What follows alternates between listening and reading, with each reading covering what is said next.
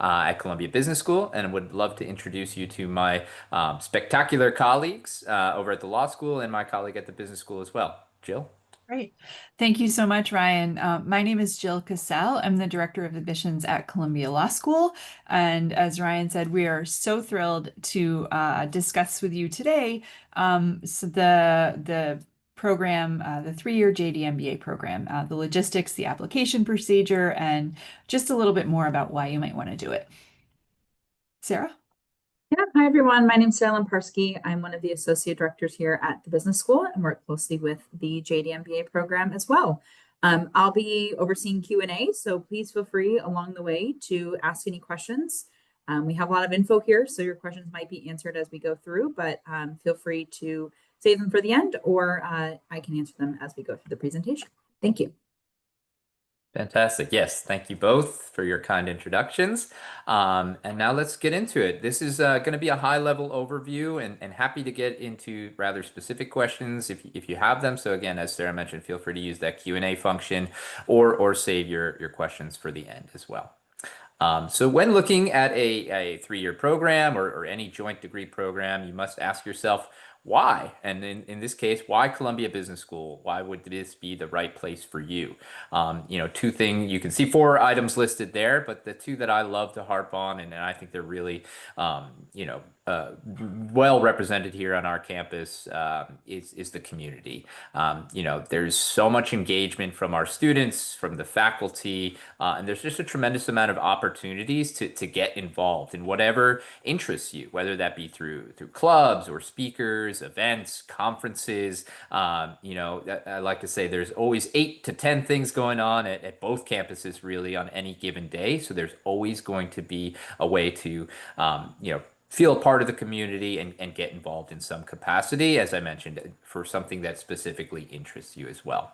And then, being located in New York is truly a wonderful thing when it comes to business and law. There are over 3,000 companies headquartered here in New York City. So there's tons of ways to get engaged and access, world leaders in both the business field and the law field, whether that be venturing off campus and going on coffee chats or things like that, or speakers and events that are being held on campus. As I mentioned, there's 8 to 10 plus events going on any given moment. So there's always a way to network and engage with the campus here at Columbia Business School. All right, thanks, Ryan. Yeah, and why Columbia Law School? Very similar to why the business school. I agree with Ryan completely. It's a community and the network first and foremost.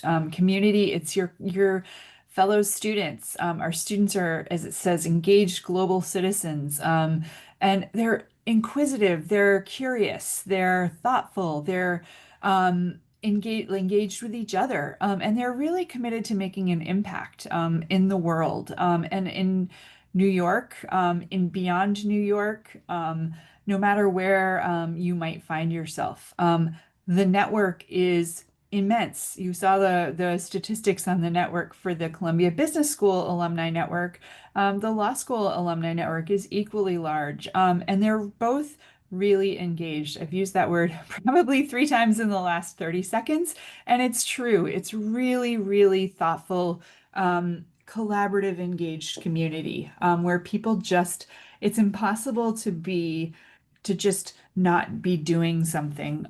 You don't have to be the most outgoing student here, but you just, by virtue of being here, you are really engaged. There's always something to do, and as a way of learning outside of the classroom, and that's really what it is. As Ryan mentioned too, just being here in New York, this is the center of a lot of what happens in the private sector legal field in this country.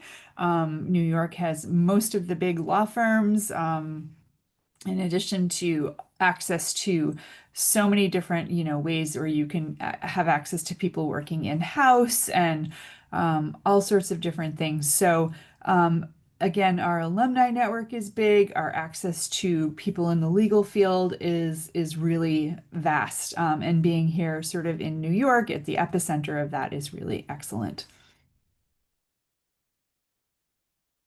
So how are you eligible? You are eligible. You have to have completed a first degree, a bachelor's degree. You apply using a joint application through Columbia's Business School application portal.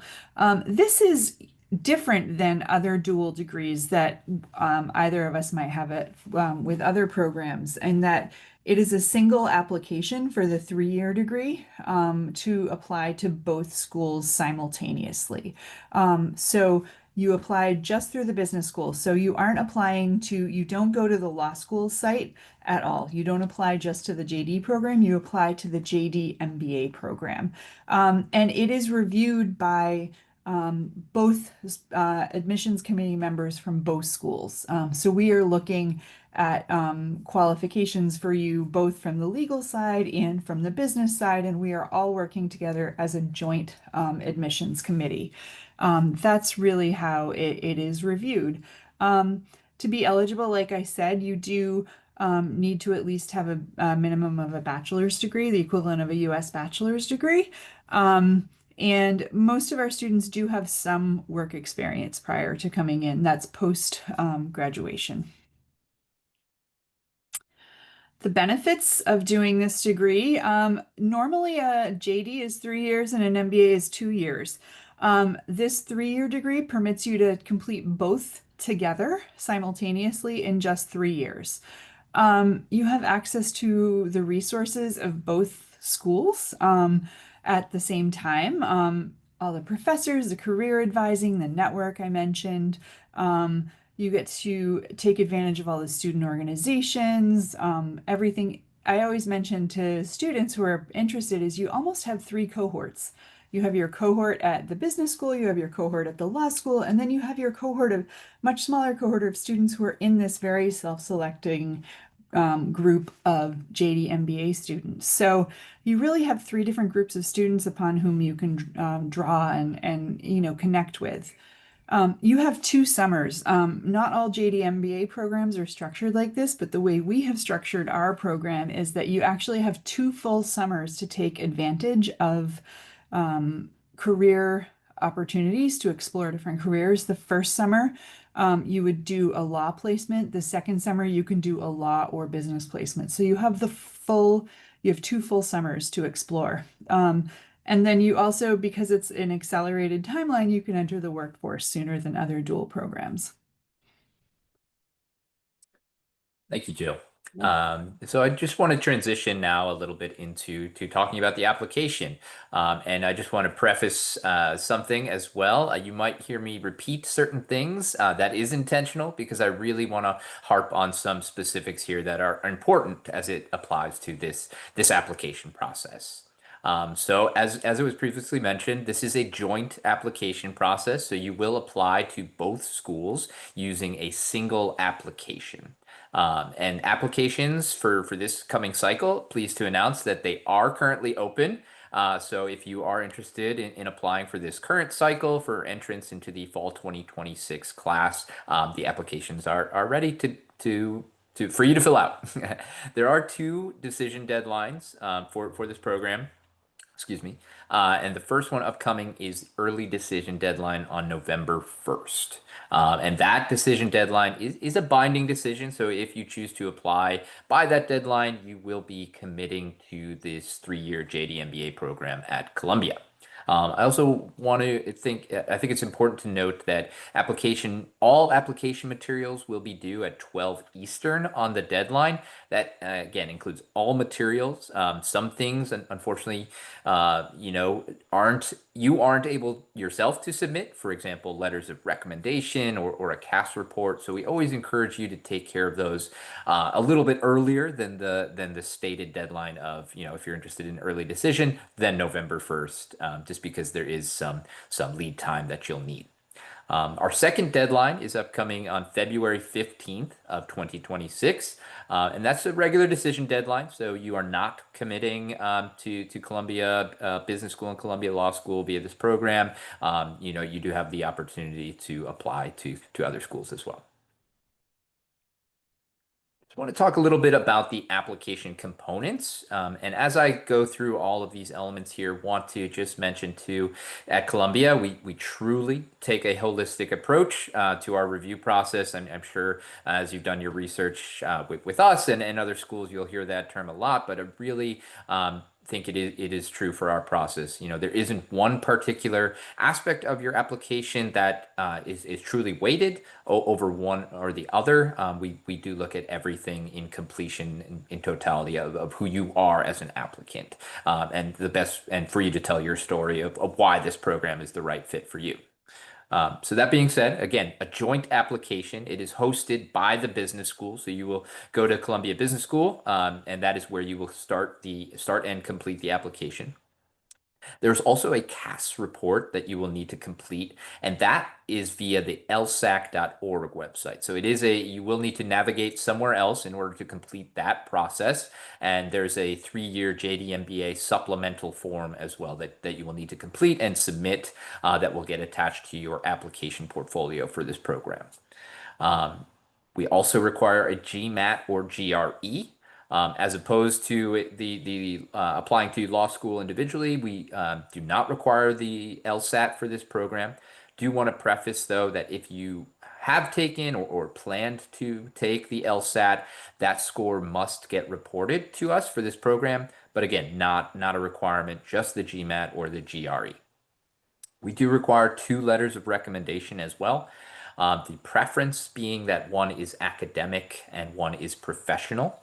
One common question we get is if you've been out of school for a number of years and aren't able to get that academic reference, would 2 letters of professional recommendation be acceptable? I will say yes, that is acceptable. Again, just the preference is one academic and one professional, but if 2 letters of professional recommendation is what you are able to submit, by no means is that reflected poorly on your application or anything like that.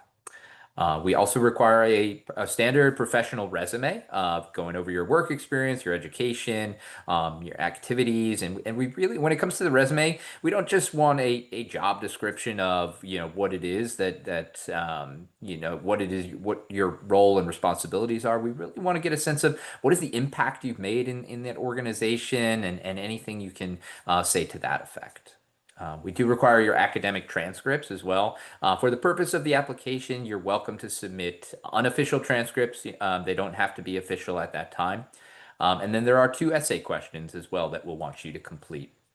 And the first one kind of going over, why are you interested in this joint degree program, as opposed to maybe a standalone JD or a standalone MBA program, really getting at the heart of, why this dual degree is important for you, in accomplishing what your career goals are. And then what are your career goals?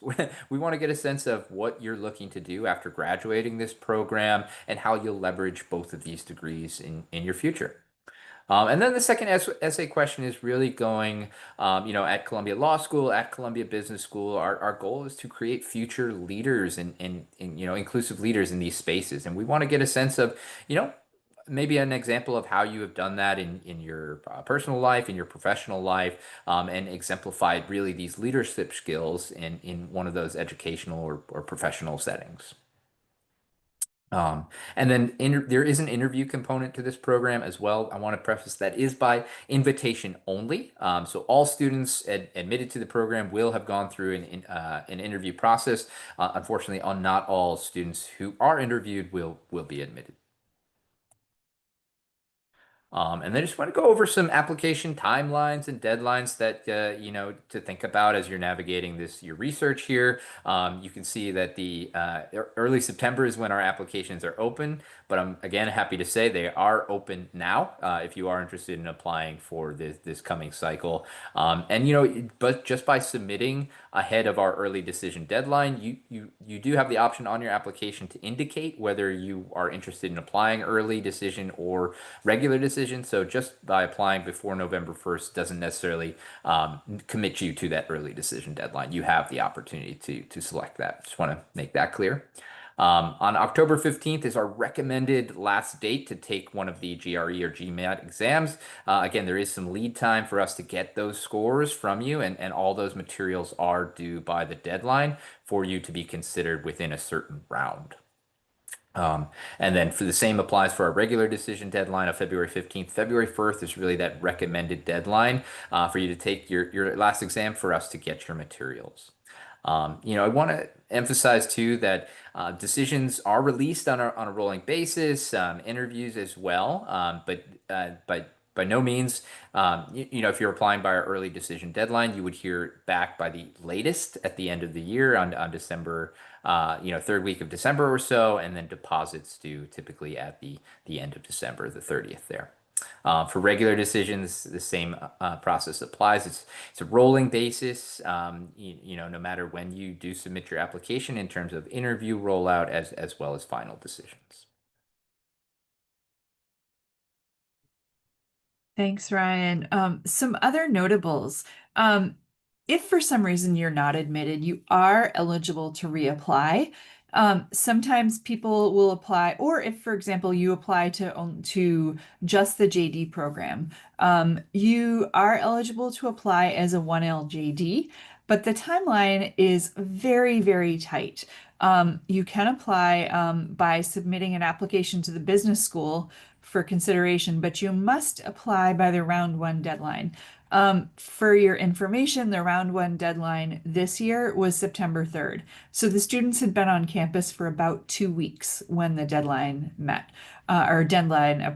hit. So it's really, really important that you meet that deadline. If you miss it, you are eligible for the 4-year program to apply for the 4-year program, but there are no exceptions. So if you're interested in applying as a 1L student, you still can, but you have to make that deadline, and it's always at the very beginning of September. You apply, in that case, straight to the MBA program alone because you've already been admitted to the JD program. Unfortunately, it doesn't work in the reverse because we'll talk about in one of the next slides, the program timeline. This only works if you're already admitted to the JD program and the JD program alone. And that's because the program must start at the law school. So you can apply if it works the other way and you've been admitted just to the MBA program, you can apply for consideration to the 4-year JD MBA program. And we're happy to speak with you individually if that's something that you're interested in. You can certainly reach out to us. Okay, so the program structure, the way it's structured is you spend, as we noted, 3 years at the law school. And what I like to say is this is really designed for people who really know what they want to do. It requires you to be very intentional. It is a program for people who know that they want to go have both an MBA and a law degree, a JD, who really know the types of courses that they want to take. And while you can do a small amount of exploration, it doesn't allow for the traditional exploration that you could have in either the standard JD or the standard MBA. Because you are doing this really condensed, accelerated program, it does require you to be much more intentional about how you structure your degree. So the first year you spend in residence at the law school, and you do the full-on foundation curriculum that other JD students do. You're put into a 1L section.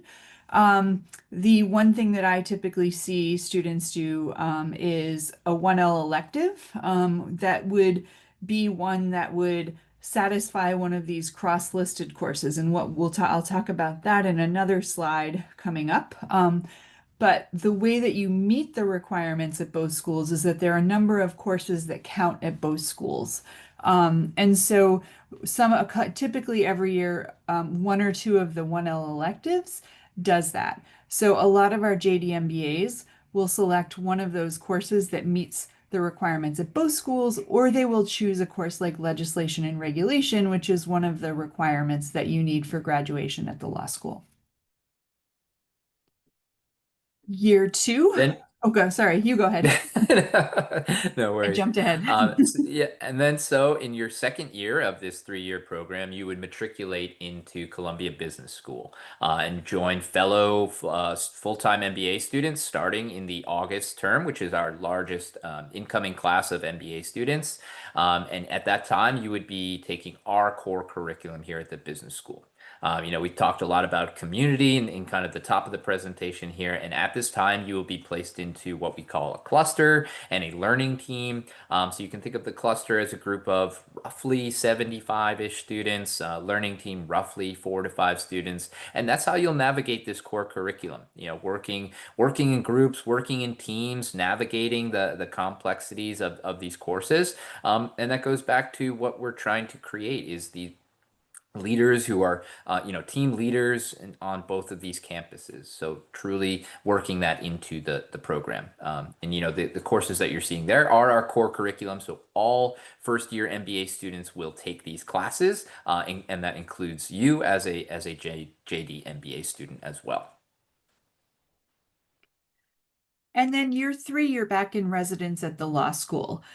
Starting in the second term of year two, you start taking courses at both schools, where it's a combination of law and business school courses where you can complete requirements for both degrees. So how do you do this? I'm going to have Ryan switch the slide to the next one. Um, you can see that you have academic requirements at both schools. You choose from a wide range of elective offerings at both schools. Um, and so for the JD, we require 71 law credits, including all first year foundation courses. You have to take professional responsibility. I already mentioned legislation and regulation. You have to do at least 6 points of experiential coursework. That tends to be in different types of classes. Sometimes a student might take an externship. You have to satisfy the major and minor writing requirement and do a minimum of 40 hours of pro bono service. These are all the standard JD degree requirements. For the MBA, you need a minimum of 45 credits, including the core and then 27 credits of elective. You can exempt out of the core classes by taking an exam. That doesn't mean you get the credit for the course. It just means you free up those to take additional electives, and you can start doing the cross-listed courses, which are on the next slide.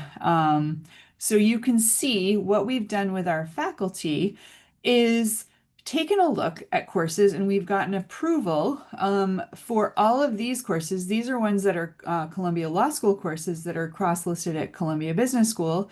And on the next slide, we have a list of courses that are cross-listed at business school courses that are cross-listed at the law school. These are also listed on our website, so if you don't have time to look at all of them now, you can see them. But this is how students satisfy the requirements, is that really starting in that second semester of the second year is when they're really doing this. And when I mentioned earlier, they're being intentional about it, is that they're taking their time to look at the entire 3 years as opposed to looking at it by sort of semester by semester and saying, this is how I'm going to structure my whole 3 years to make sure that I have enough credits at both schools, including courses that are cross-listed to meet the 71 and the 45 requirements, plus the other things that they need. Does that mean that you only can take these cross-listed courses? No, it doesn't. I work as the academic advisor at the law school on the law school side for the students in this program.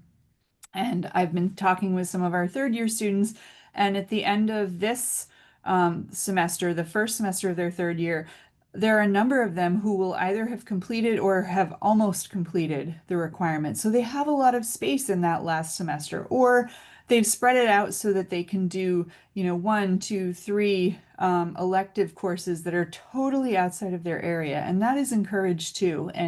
But it comes with very careful planning. So that's what we're here for. And I have a counterpart at the business school on the academic affairs side who works with me and with the students. We work really closely together to make sure that you're meeting all of your academic requirements, but also all of the things that you want to do to try to make sure that you you don't fall into the fourth or that last semester without and without meeting all of your requirements. So there are lots of options here, and which makes it really nice.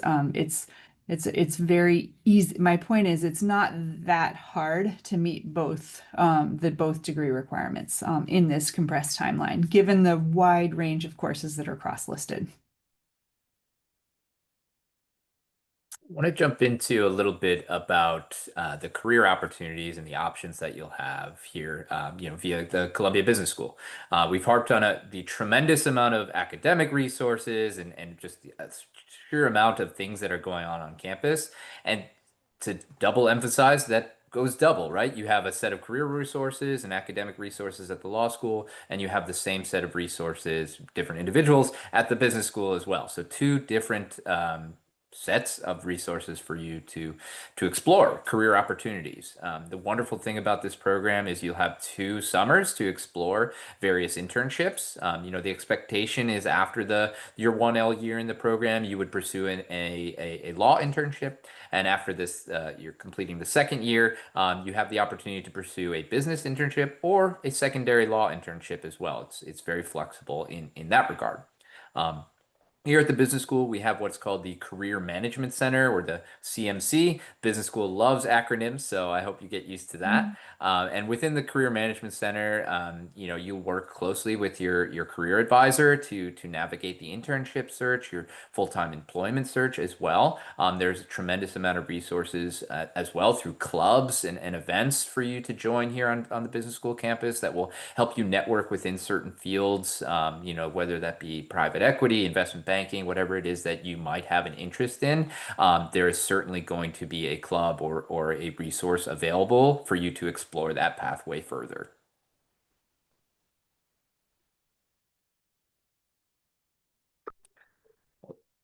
Just All right. I wanted, think we're ready for questions. yeah. Go ahead. Thank you all for listening so much, and we would love to answer any questions that you may have about the law school, the business school, this program, and anything we can be helpful for. And I'll just say it now, and I'll repeat it at the end. But please feel welcome to reach out to us as well after the presentation if there's anything you want to discuss on an individual basis. We are more than happy to do that if this is not the appropriate forum. Thank you both, Jill and Ryan, for going over all of that comprehensive info. We definitely have some questions here in the Q&A box that I'm happy to kind of ping over to you all. So there's quite a few questions here specifically about the letters of recommendation. I know, Ryan, you went over that, but I feel like we get this question a lot and it's always good to clarify. So kind of on both ends, some folks that are like, I'm early in my career. Can I have 2 academic letters of rec? Other folks that are like, I have been out of school for 5+ years. Can I have 2 professional letter of recs? Can you just maybe give some more guidance about that? Again, I know we went over it, but maybe just to remind folks. Yeah, absolutely. So the short answer, and I'm happy to elaborate, is yes. If you are only able to get 2 academic letters or 2 professional letters, that is acceptable. You won't look poorly upon your application or reflect badly or anything like that. What we're looking for in these letters of recommendation are qualities that speak highly of you as a candidate for this program. So by no means don't. When you see one letter of recommendation for an academic source and professional, I think it's more important to think about who that individual is and how they can speak about you as a candidate rather than is it an academic reference and is it a professional recommendation. Great. Another question here, maybe Jill, you could take, and Ryan, feel free to hop on with anything about financial aid. So, is there opportunity for aid scholarship? Do they get it for all 3 years? Merit, things like that. Just any sort of information about when they would get notified, things like that. Sure, great question. Yes, you may apply for financial aid. Whether you apply early decision or regular decision, I believe the deadline is February 15th that you need to submit all of your documents. It is need-based, it's not merit-based, so it's an important distinction and it's important to know that. So that's something to take into consideration when you're determining which cycle to apply as well. I think that is really important to think about. It is when you get the award for all 3 years, right up front. The law school does the award for year one and year three, and the business school does the award for year two. Um, so that's really how it works. And you would get the award sometime in the spring, before you would need to make if you apply regular decision before you need to make a commitment to the school. If you apply early decision, you've already made the commitment, but you'd still get it sometime in the spring.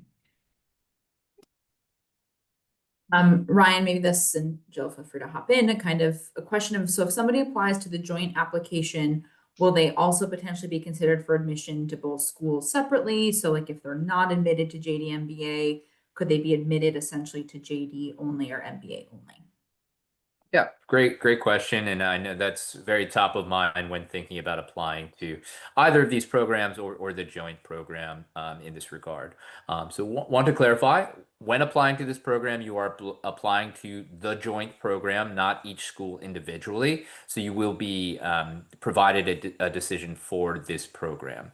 If the admissions committee in evaluating your application and going over your goals and you know what you've provided to us, if we do feel that you are a better fit for one of the standalone programs, whether that be an MBA or a JD program, we may proactively reach out to you for you to consider applying to one of the standalone programs. But by no means applying to this program will a decision be rendered on an individual basis for each of the programs. Yeah, and it's an important distinction too. Through the LSAC system, where you submit the CAS report and the supplemental form, you actually cannot submit more than one application on the JD side in 1 year, and that includes a JD MBA in one application cycle. So you have to make the conscious decision, do I want the JD or do I want the JD MBA? And that's something we're really happy to talk you through.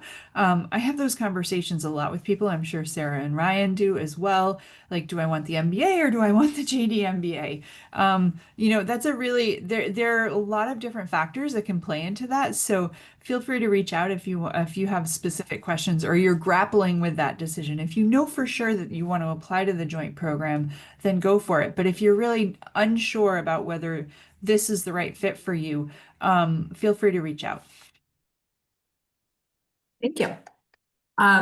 Jill, and I mean, Ryan also, but I know Jill, you're really in tune with this. So about the opportunities to participate in experiential learning opportunities abroad, while in this program, what does that look like? Great question.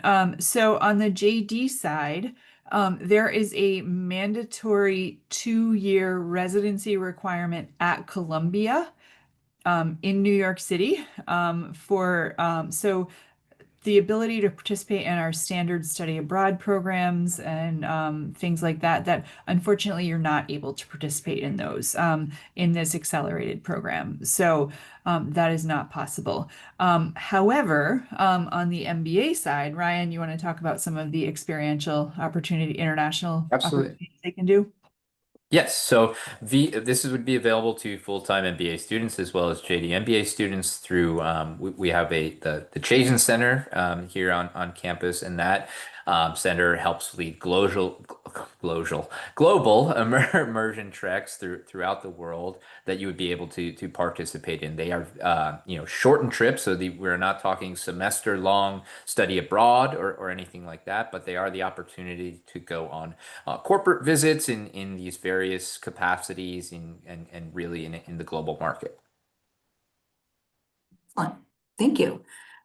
Question here about like concentrations in either program. Is that something that's part of the program? This person says specifically, for example, for the JD, would I be able to do the climate, environmental, and energy law area of study courses? Concentrations are very challenging within the JD MBA unless it's like really the law, finance, business, that type of stuff. Environmental energy, that's going to be really challenging. That's where we should really have a conversation about whether you really want the JD or you want the JD MBA, or maybe the 4-year program is the better option for you. It's going to be hard to do a concentration like that, just given the very limited time frame and the accelerated format, because a lot of those climate energy type courses are not included on the cross-listed. So you might be able to do a couple of those courses, but you're probably not going to get, unless it's a specific corporate, finance, that type of thing, it's going to be hard to do on the law side.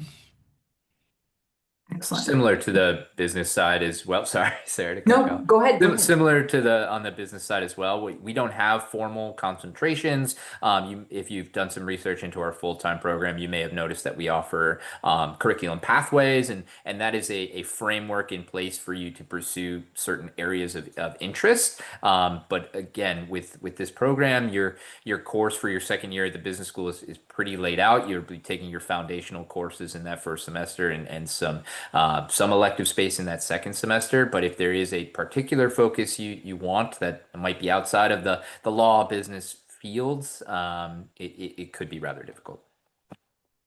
Excellent. Jill, you might be best to answer this because early decision is a little bit more of a law school thing with the binding aspect. So someone asks, like, can they apply to two different schools, ED? No, they The cannot. answer is no. Yeah. No, you're signing a contract that that you're only applying to that school and that you will commit to that school. So you really need to know which school you want to go to the most. Yep. Great. All right. That's what I thought. I just wanted to be It's a said out contract. loud. So thank you. A question here about kind of the process for joining on-campus clubs. Any sort of details? Ryan, this is probably fresh in our minds from yesterday. Club Day was here at CVS. Yeah, Ryan, you want to go first and then I can talk Yes, about absolutely. Yeah, so here at the business school campus, we have, as Sarah just mentioned, what's called Club Day, and it's a very large scale event where 80 plus of the clubs will set up a table in our Manhattanville campus and really represent the group that they are representing, whether that be a professional club. To take a step back, we offer really three different club types on campus: professional organizations, which are career focused around private equity and banking and things like that. And then there are, the fun clubs of beer and wine or hiking, whatever you might have an interest in outside of academic capacity. And then affinity clubs as well, which are more identity based in that regard. And so you really have the opportunity to explore all these different areas that you might have an interest in and sign up for. You may feel kind of gung-ho in the beginning and sign up for a ton of clubs and really, and then as the semester goes on, kind of narrow your focus and get more heavily involved in, the average we see is about 2 to 5 clubs on the business school side. Whether that be taking on a prominent leadership role or just being an active member and participating. Yeah. Similarly, at the law school, it's a huge part of student life here. It is from the moment you arrive on campus, the student organizations, we have over 85 of them, a very similar structure, whether it's academically focused, affinity groups, it could just be activity focused, like you like to play soccer or football, whatever you call it. You like to sing, you like a certain type of food. It could be any type of thing. And by the way, if the group doesn't exist, you can get together a group of students and petition our student senate for funding and to form a new group. That happens every year as well. So there are so many different student groups. We have a similar structure next week. It's called Block Party, where they all gather, they table, they recruit new members, and they're all open to everyone. And students are very engaged. It's a great way to participate. You can just attend their events. You can be on the executive board. The level of participation is really up to you. But our students do get very involved. And our JD MBA students tend to get involved in both schools. So, it's a really, again, a nice way. And one thing that they've done is create a student org here that's housed at the law school, but it really is for both schools. It's the JD MBA Student Association. And the goal was to help bring this cohort of students together and to do programming and that type of stuff. But it also really involves other students who are interested in the intersection of law and business. Excellent. Thank you. Question here about how many credits can overlap between JD and MBA. I know you went through, Jill, a bit about like all those cross-listed. I don't know if you have a number, but maybe a little more context there. There's really not a limit. You need to do the 1L foundation curriculum plus the additional required courses, and you need to do the core curriculum at the business school. Outside of that, you need to have enough of those cross-listed courses so that you can meet the minimum of 71 and 45 credits at both schools. So there's not a limit. You just need to make sure you have enough. And that's where we work with you. We have worksheets that help you figure that out. And we work with you on a semester by semester basis, but also just sort of, again, looking at the entire trajectory. I just got finished sending degree audits to all of our current students to let them know sort of where they are so that they can help determine what they need to do, beyond this semester, along with my colleague at the business school. Great. Ryan, maybe you could take the next question. Someone's interested in kind of continuing to work on their own business, while they're here in the program. So are there opportunities to maybe hire or work with students at the, either school, while doing that? I'm just thinking about all of our entrepreneurship resources. So if you want to share a little bit of details on that. Yeah, absolutely. I will preface this is a very intense program, so you're welcome to continue working on your entrepreneurship on the side. But just want to say it is a rigorous curriculum. But here at the business school, we have the Eugene M. Lang Entrepreneurship Center, which is a tremendous resource available to all students at various stages too of what they're working on, whether that's just ideation and thinking about solving a problem or building an organization, or if you are well down your pathway and have a minimum viable product ready to bring out, they can help you with legal issues or getting in front of VCs and really pitching your product. So the whole gambit, wherever you fall, they have resources there to match you. We have the Columbia Build Lab too, which is available to all Columbia students wide, no matter if you're a law student or a MBA student. That is really there and in partnership with the School of Engineering as well to help you pair you with students to collaborate on your project, build your product, and so forth. Excellent. Some questions here about kind of, like cohort size, things like that.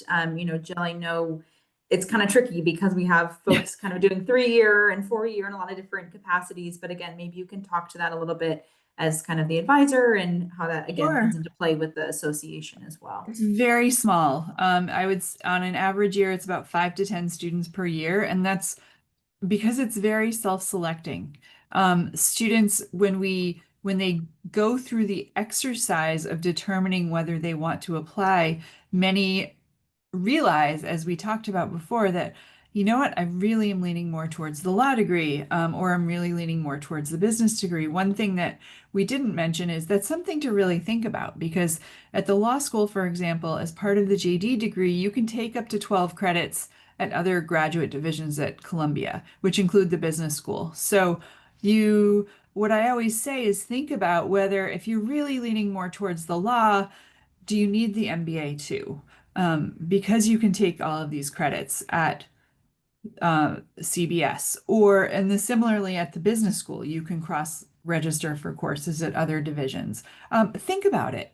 Talk to people in your networks. Ask if this is really the degree that you want to do. I know I'm going beyond the question that you asked, but I think this speaks to the cohort size. It's because it is so self-selecting. A lot of people ultimately decide that, this is what I want to do. And the people who do it have to be a little bit more laser focused, given how compressed and accelerated and all of that the degree is.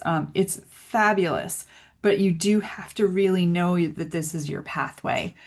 So like I said, they're between the 3 and 4-year program, they're anywhere between 5 and 10 in a given year. So overall, we have between 20 and 30. Thank you. Question here about kind of the summer, I think there's a question about like, is there summer courses that they take? Or is that an option? Again, I know that we kind of talked a bit about internships, but maybe kind of just quickly go over that again. Yeah, so we don't offer courses in the summer at the law school. Most students do, they do in their first summer, they do a law placement because you've been at the law school. So that's what you would do. A lot of them go to firms. This past summer, we had one or two students do a clerkship as well, which, so we have a career placement person who works directly with JD MBA students. As soon as you get here. And then in the second summer, as Ryan said, you do either law or business or a combination of the two. Ryan, do you want to talk about the courses at the business school? Absolutely. So at the business school, we do offer courses in the summer term, whether that be through block week or term length, and that is because we do have two entering terms for our MBA program: August entering or January entering. And January entry students do not undertake a formal internship, so they will take classes in the summer months. I would say the expectation is that you do pursue a internship in that second summer. But again, we do offer courses in the summer months. Great.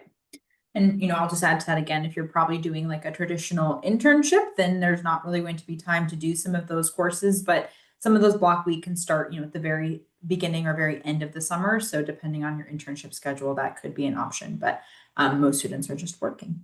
Some questions here kind of about like crafting the essays, and maybe if you're coming from a little bit more of a quote unquote non-traditional background or looking to go into maybe not like a strictly, want to practice law or, work in investment banking or whatever it might be, how do you kind of showcase your potential and all of that, even if you're kind of coming from a little bit of a what might be perceived as a different background?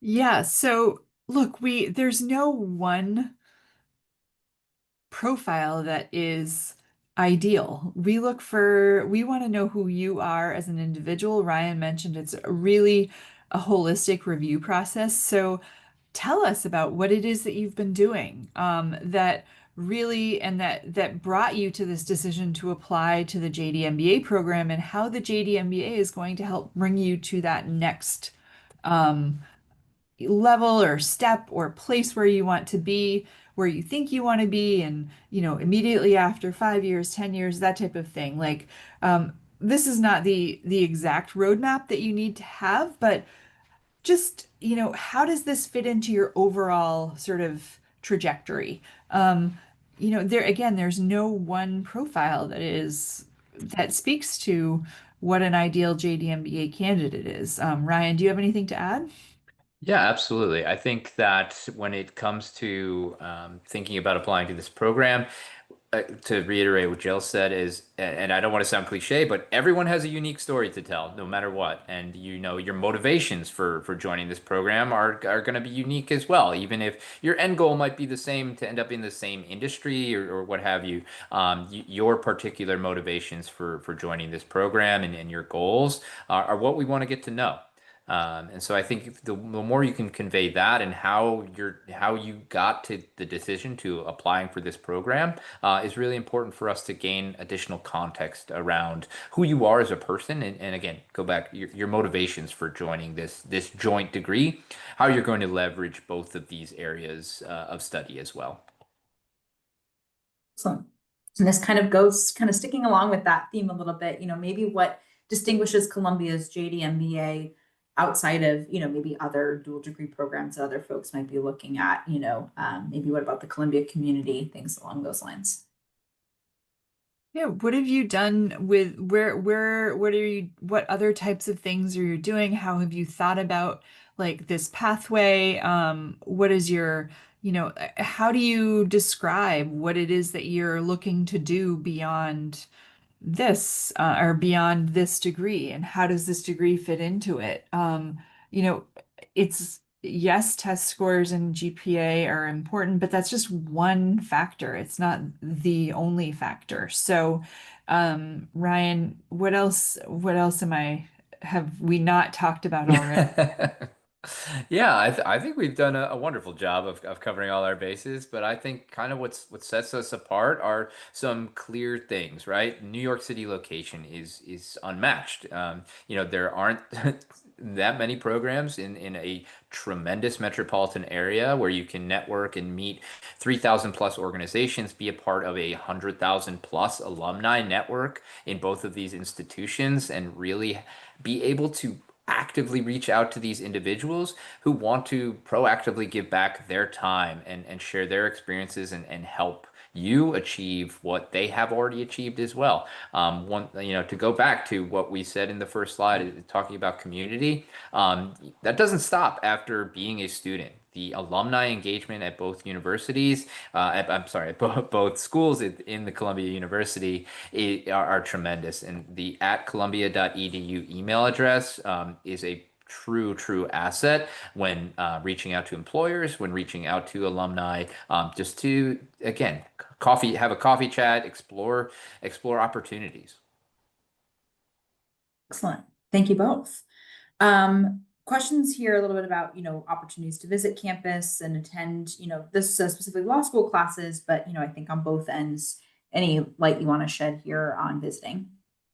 Absolutely. Both of our campuses permit visitation. If you go on the Columbia Law Admissions website, there's a section entitled Visit.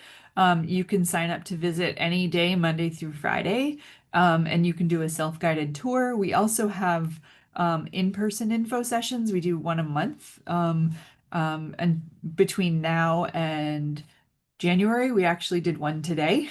So if you happen to be local, you should sign. I highly recommend signing up for one of those if you're able, because it's a really great opportunity you get a tour with a current student, you get to meet with some of our student groups, and you have an info session with one of our admissions officers and a current student as well.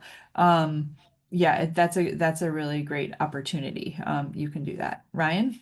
Yep. Yeah. Similarly, on the business school side, navigate to the Columbia Business School page, and there'll be a whole events section where we host various events and class visits. So if you are interested in sitting in on a class, you're welcome to do that and sign up for that. We also hold campus visits if you'd like to come physically visit campus and learn more about the MBA program, as well as speak with some current students. You'll have that opportunity once a month too. There's going to be a great opportunity to sit in on a little bit longer of a campus visit where you can have a mock lecture from a faculty member and then meet with some students, and there's some various programming as well.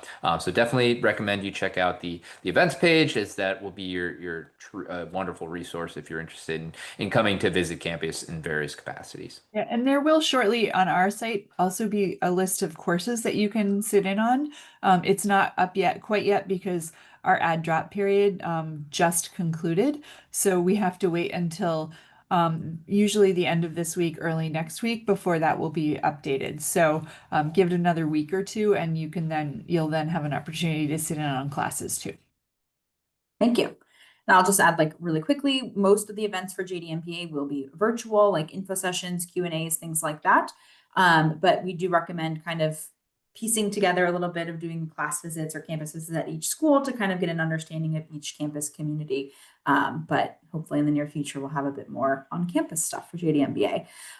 There is just a couple more questions here, and we only have a couple minutes left I want to recognize, but hopefully these are pretty quick. Just a question here about, like, being able to maybe build their own class at either school. As far as I know, I'm not as familiar with that. I don't think it's as much of a common practice, but you can always talk with faculty about kind of, maybe doing a teaching assistant research, things like that. So while it might not be your own class, like it maybe an independent study might be possible. Jill, if you want to add any That comments. is right. Yeah, building your own class at the law school is certainly not possible, but absolutely being a teaching assistant or a teaching fellow, or you could absolutely do independent research if that's something you're interested in. Great. And then a last question about language classes, like if they wanted to improve linguistic skills, are there opportunities? I know at the business school, there's like some non-credit after kind of hours that we even as staff have access to that they offer often. But I don't know, Jill, if there's anything. Not at the law school. The only way law students are able to do this is if they take it through like the university, through like undergraduate or GSAS. It would not be credit bearing. The challenge that you would face, I think that the business school ones are the better option because on the law school side, they would still have to be registered, and you have a 16 credit maximum that you can take per semester. That's not a law school or a business school rule. That's an American Bar Association rule for accreditation purposes. So it would be hard. Most students bump up against that 16 credits every semester because they're trying to meet all the degree requirements. So taking a language course on top of it. And as an advisor, you may not always have the time, but the business school option is a great one to do.